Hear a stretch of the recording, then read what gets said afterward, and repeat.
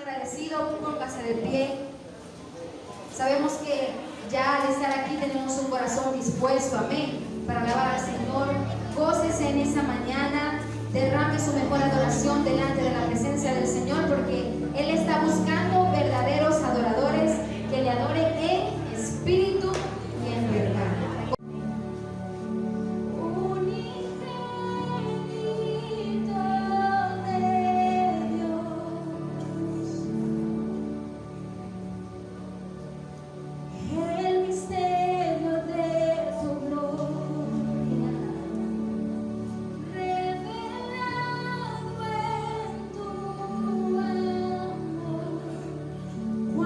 Gracias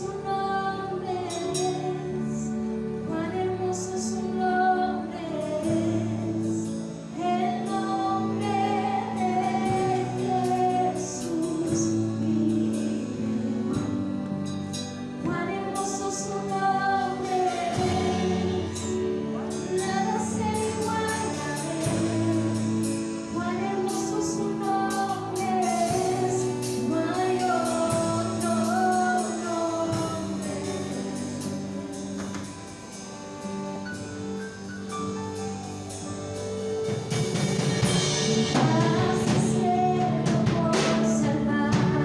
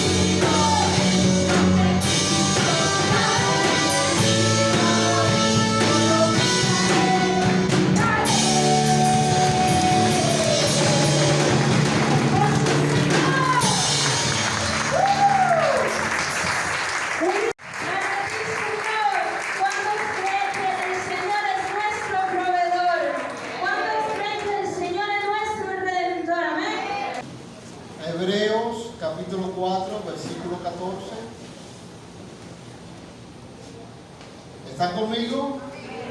Ok, leemos en el nombre del Padre, del Hijo y del Espíritu Santo. Dice de esta manera: por tanto, teniendo un gran sumo sacerdote que traspasó los cielos, Jesús, el Hijo de Dios, retengamos nuestra profesión, porque no tenemos un sumo sacerdote que no puede compadecerse de nuestras debilidades, sino uno que fue tentado en todo según nuestra semejanza, pero sin pecado. Acerquémonos pues confiadamente al trono de la gracia para alcanzar misericordia y hallar gracia para el oportuno socorro. Amén. Amén. Jesús es digno de ser imitado. ¿Usted cree eso? ¿Y es difícil imitar a Jesús? Seamos sinceros. ¿Por qué es difícil imitar a Jesús? Porque Él es perfecto. Buena respuesta. ¿Por qué más? Es digno. ¿Digno de qué?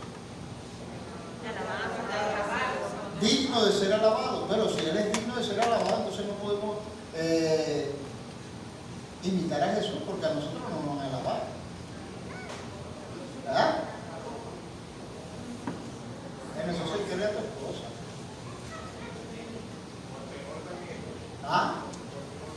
Por el temor. ¿Sabes qué? Usando la palabra perfecto, nosotros somos perfectos. ¿Okay? Acuérdate que cuando Dios creó al hombre a su semejanza, lo halló perfecto.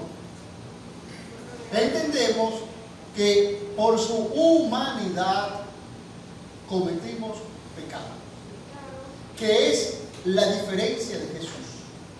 Aunque en el libro de Filipenses nos enseña que Jesús no estimó ser igual a Dios como cosa a que aferrarse, sino se despojó de su divinidad, de su perfección. Se despoja de eso, de ser alabado, como dijeron alguien por acá. Él se despoja y lo pone a un lado y se hace forma humana, forma de hombre.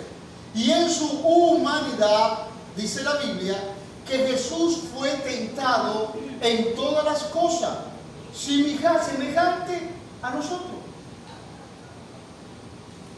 Pero ¿cuál fue la diferencia de Jesús? Que Él no pecó. ¿Por qué Jesús no pecó?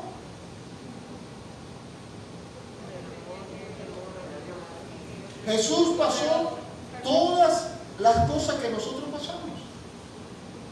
¿Es una pregunta? Sí, ¿verdad? Él pasa todas las cosas que nosotros pasamos. Dice la Biblia que Jesús fue tentado en todo.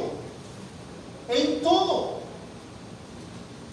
No hay limitación de tentaciones, debilidades que Jesús no pudo resistir. Él pasó por todo, pero Él tenía una convicción de ser, Él era y se creía el ser perfecto como Dios. Él imitaba a su Padre. Él tenía un compromiso moral con Dios.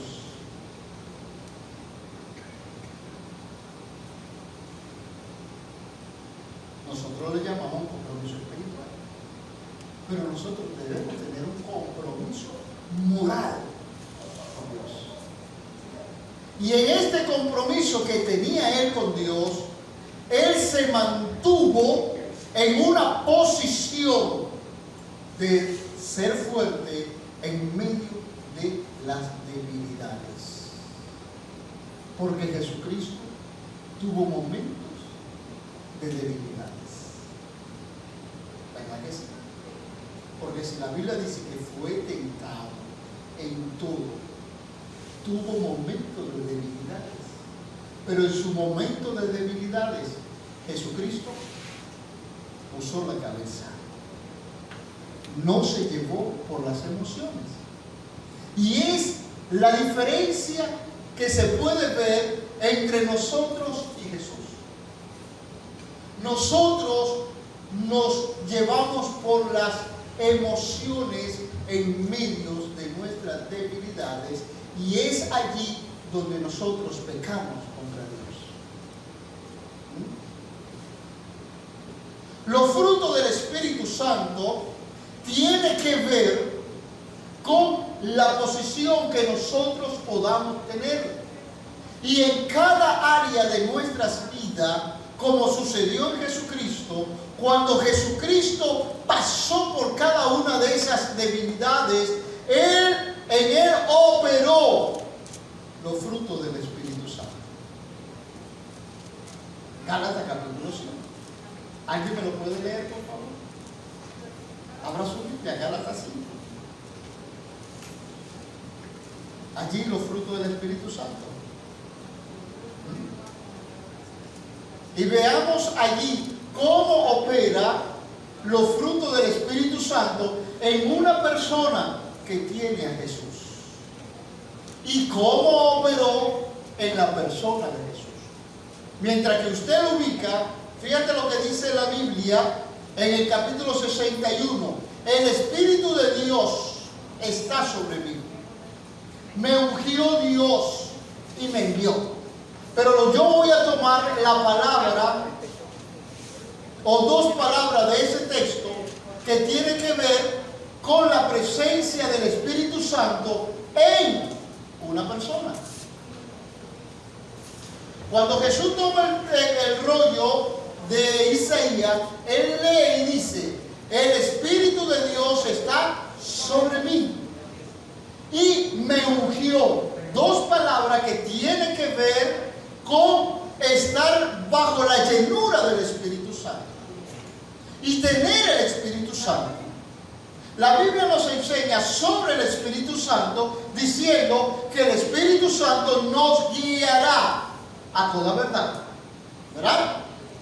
Que el Espíritu Santo nos dará la fuerza y que el Espíritu Santo es aquel que está con nosotros todos los días. Y si el Espíritu Santo es aquel que está conmigo, quiere decir que nosotros somos llenos del Espíritu Santo. Y por ende debe operar los frutos del Espíritu Santo en nosotros. Así como operó en Jesús. ¿Quién me puede leer en los frutos del Espíritu Santo? Más el fruto del Espíritu. Fíjate cómo comienza. Más el fruto del Espíritu. Cuando usa la palabra del, ¿qué está diciendo? ¿Ah? Del, de él, de él. ¿De quién es? Quiere decir que esa palabra te está dando pertenencia propia. Es mío, es del Espíritu Santo, no es suyo. Es del Espíritu Santo. El fruto del Espíritu Santo es de Él, pero opera en cada uno de nosotros, porque nosotros somos llenos del Espíritu Santo y el Espíritu Santo está en nosotros. Como dice el texto de Jesús, ya te doy la palabra, hermano. Como dice el texto de Jesús, mi Padre y yo uno somos. Que identificaba a Jesús con el Padre para decir esta expresión. ¿Por qué o tu hijo se parece a ti o tú te pareces a tu mamá o a tu papá? ¿Qué te identifica?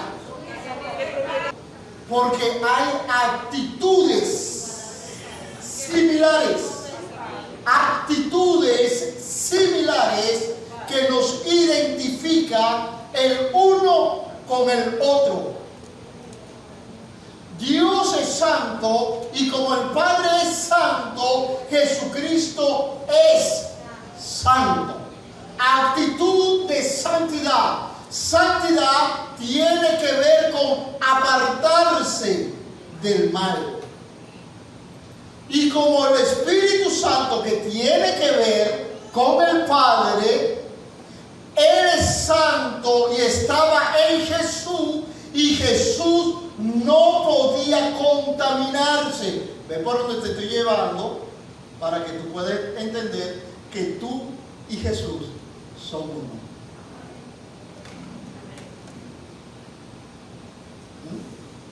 Si Jesús y el Padre son uno en su santidad, no estoy hablando en su divinidad, que son dos cosas diferentes.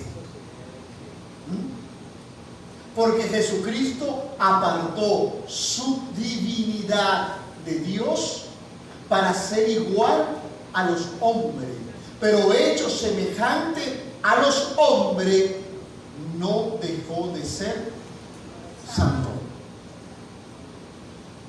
Y era la gran polémica que había en aquel entonces, donde las personas no les gustaba a Jesús porque se creía, por decirlo de esa manera, que era más santo que todo. Porque para todo él apelaba a la palabra de Dios. Para toda debilidad que él tenía, él apelaba a la palabra de Dios. Escrito está, escrito está, escrito está. La santidad, acuérdate, ya te voy a dar tu oportunidad, ¿sí? Te tengo aquí. La santidad se recibe, ¿por qué? ¿Cómo se recibe? Mejor dicho, ¿cómo se recibe la santidad? ¿Cómo se recibe? Digo, si alguien va a hablar, por favor, un momentico, quítese el kit para yo poderlo entender y después se lo vuelve a subir. Le damos permiso. Ajá. A través del Espíritu Santo. ¿Por? Por el Espíritu Santo. Por el Espíritu Santo, no. ¿Ah? Obediencia a Dios. ¿Quién dijo que? No. No. Obediencia a Dios. No. La obediencia es el resultado de lo que nos hace ser santos. ¿Qué te hace ser santo? Entonces los frutos con los frutos, ¿Quién dijo qué? con los frutos, Tu palabra, la palabra. Señor, santifícalo en tu verdad. Tu verdad es la palabra. Juan 17:17. Santifícalo en la palabra. La palabra que es este libro que contiene los mandamientos, lo que Dios quiere hacer con nosotros. Es allí donde cada momento que usted le escudriña se revelan cosas de tu vida que impide ser santo. Y a través de ese conocimiento, el Espíritu Santo te dirige a la verdad para hacerte semejante a Dios. Para llevar la vida de santidad. Pero el gran problema es que se pueda aceptar esa palabra. Se pueda aceptar en nuestra vida. Que es lo difícil. Porque es difícil. Leemos primero, antes de los frutos, lee las obras de la carne. Por favor, las obras de la carne.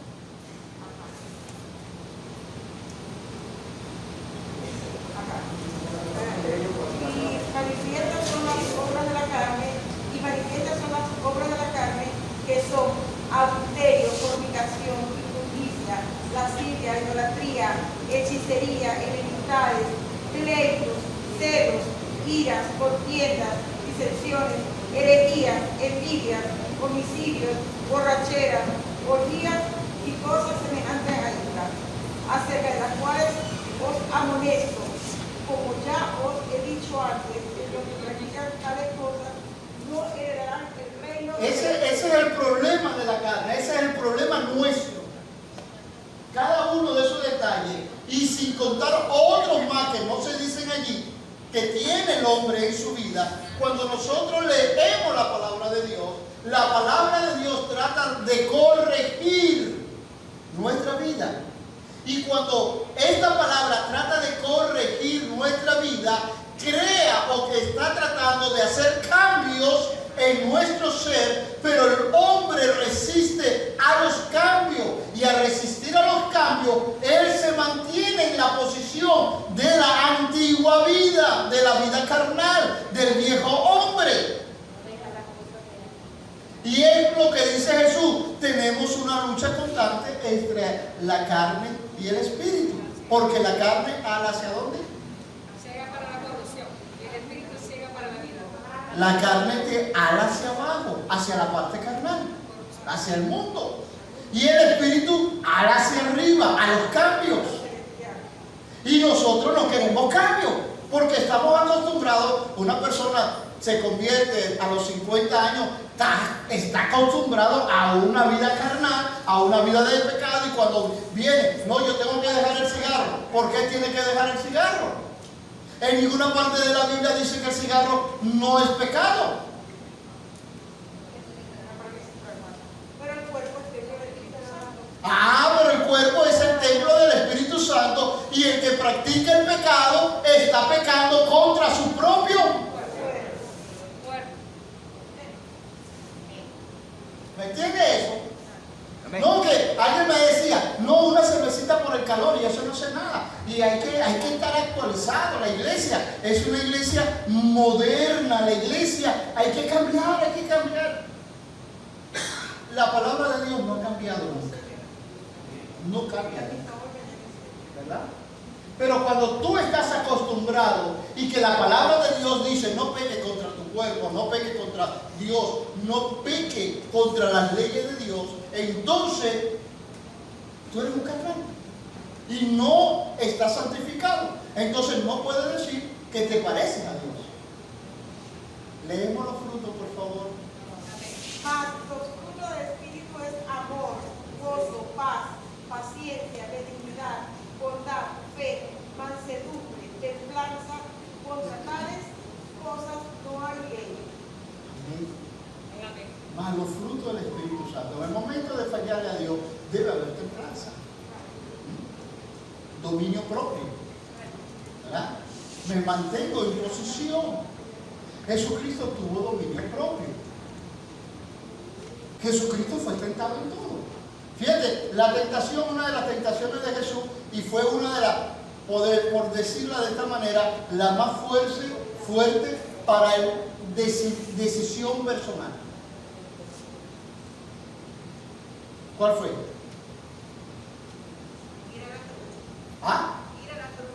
Morir en la cruz, hermano. Esa fue la decisión más fuerte que Jesucristo tuvo antes de ir a la cruz. Y él lloró, se quejó, reclamó. Como hombre le dijo a Dios: si es posible, pasa de mí esa copa. Y nosotros lo leemos tan literal que decimos: oh, es algo tan simple, pero fue algo tan fuerte, porque también te dice que el sudor que corría de su rostro era como espesa como la sangre. ¿Me entiendes? Ahora ve la tensión, el juego de mente que había en Jesús. Acuérdate que nosotros jugamos con nuestros pensamientos. Y en nuestros pensamientos se cruzan tantas cosas para tomar decisiones, sin importar la que tomemos. Pero antes de tomar las decisiones, se cruzan muchos pensamientos en nuestras vidas. Y busca las razones de ser, los motivos por qué hacerlo, antes de hacerlo. Jesucristo lo vivió, y Jesucristo dijo: mira, si es posible, pasa de mí esto, no se haga como tú me lo dijiste, hazlo de otra manera. porque no quiero morir. Y nadie quiere morir. El diablo se lo dijo a Dios. Todo hombre da lo que tiene por su vida. El diablo le dijo eso a Dios, ¿verdad? Pero, y eso tiene que ver con Job. Y le dice, pero déjame que yo toque su salud para que tú veas que va a maldecirte. Ve la provocación en nuestros pensamientos. El diablo usa nuestros pensamientos para ver qué decisión vamos a tomar. Oveja. El capítulo 24, ¿no? El libro de Efesios dice, pero los que son de Cristo han crucificado la carne con sus pasiones y deseos. Deberían crucificar la carne con sus pasiones y deseos. Deberíamos. Porque la Biblia nos enseña que nosotros somos tentados es por nuestra debilidad, nuestra concupiscencia. Somos tentados. El diablo sabe qué debilidad tú tienes, carnal. El diablo conoce bien tu vida. Y el diablo te va a llevar a una decisión. Para que tú quieras parecerte a Dios o rechazar el ser igual a Dios. ¿Ah? Entonces, Él te lleva a la condición o a la postura de decisión. ¿Qué es lo que tú quieres ser? ¿Y quién eres? Me vas a demostrar. ¿Me estoy dando a entender? Para yo ser igual a Jesús, debo tomar decisiones. Jesucristo es un ser personal que es digno de ser imitado. Pero para que nosotros alcancemos la estatura de la plenitud de Jesucristo, tenemos que tener una sola fe. En otras palabras, una convicción. Ahora le pregunté yo a alguien, le dije, hey, ¿para dónde vas? No, voy para tal iglesia. ¿Y por qué tú vas para tal iglesia? Y no vienes para acá. Él me dice, por convicción. Es una buena respuesta, por convicción. Entonces yo le dije, respondiéndole rápido, bueno, vaya para allá y siga convenciéndose allá. Pero cuando yo doy una respuesta como esta, es porque yo debo tener una seguridad de ser. ¿Ah? Si yo no tengo una seguridad que me identifica con lo que yo soy, ando como las olas del mar, de un lugar a otro. ¿Ah? Buscando algo que me llene. Cuando tú tienes a un Dios que te llena, anda buscando algo que te llene. ¿Me estoy explicando eso? Cuando yo no sé dónde estoy parado, porque no estoy edificado en la roca que es Cristo Jesús, porque Jesús es la esencia del todo por el todo de nuestra vida. Y si yo no estoy edificado en esa esencia, entonces seré como un niño fluctuante llevado por doquier, como hombre que con astucia usa la artimaña de error para engañarnos. Dice la palabra de Dios que para este tiempo habrá falsos maestros y falsos profetas. Y como lo hay, a muchos de nosotros nos engañarán. ¿Por qué nos engañan? Porque no tenemos solidez en la palabra de Dios. Y creemos que estamos en el lugar donde Dios nos puso. Y a veces estamos equivocados y nos vamos para otro lugar. Decía yo días atrás que hay dos puertas, hay dos caminos. Y Dios no nos abre la puerta. Dios nos muestra la puerta. Dios no nos mete en el camino. Dios indica el camino. ¿Ah? Y lo indica por la palabra de Dios. En el camino y en la puerta dice, ahí está la puerta ancha que te conduce a la perdición. Y está la puerta angosta que te conduce. Está el camino ancho que te lleva a la muerte. Como dice el proverbio Salomón, hay caminos que al hombre le parecen derechos, pero su fin es fin de muerte. Y está el camino angosto que te lleva. Ahora, elige. ¿Ves que Dios no te dice, yo te voy a meter por allí? Dios dice, eliges tú. El libre albedrío. Tú decides ser igual a mí o rechazar la identidad mía. Jesucristo dijo, yo soy la sal de la tierra. ¿Verdad que sí lo dijo? Jesucristo dijo, yo soy la luz del mundo. Jesucristo dice, yo soy el pan de vida. Jesucristo dice, yo soy el agua que salta para la vida eterna. Jesucristo se da a conocer con algunos calificativos que tienen que ver con una salud del cuerpo y a su vez sana nuestra alma. Dice, yo soy la sal. ¿Para qué sirve la sal? ¿O para qué se usa la sal? Para dar sazón. ¿Y para qué?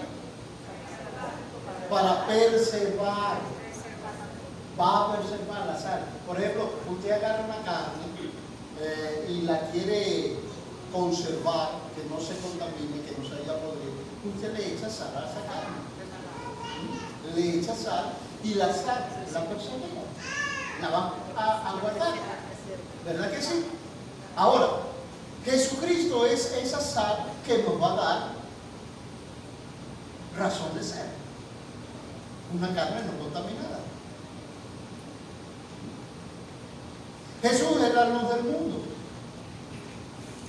Nosotros somos el mundo, contaminado por el pecado. Estamos en tinieblas. ¿Qué hace Jesús?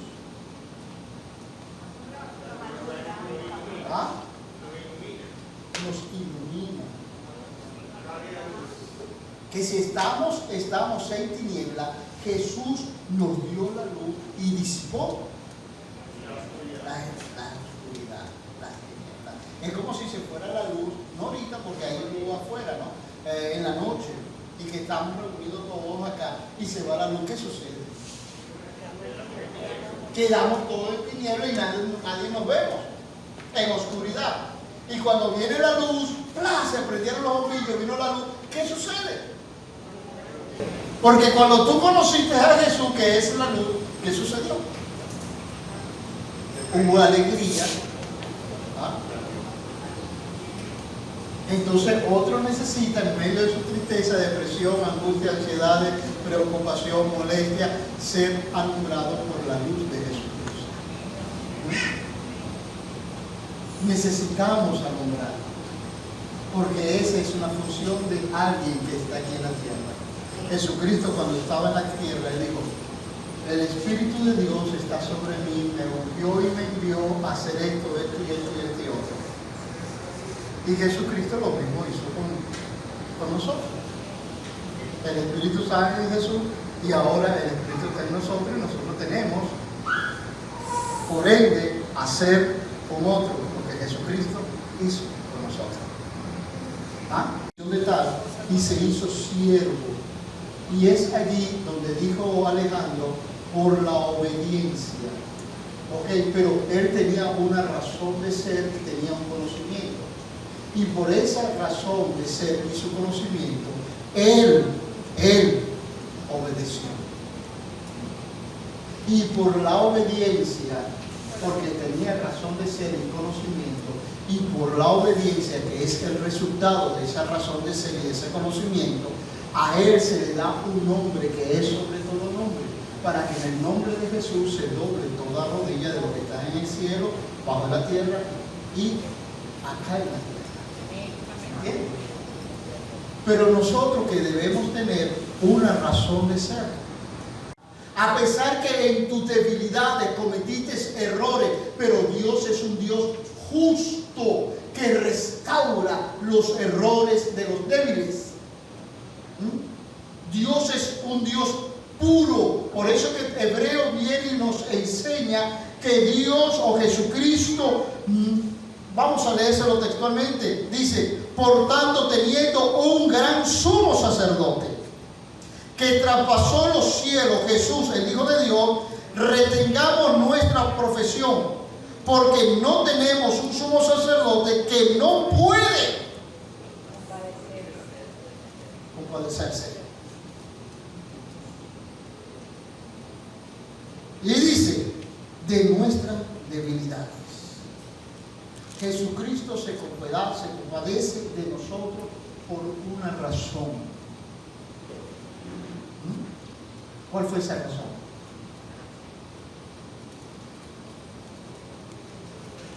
Jesucristo se compadece de nosotros por una razón.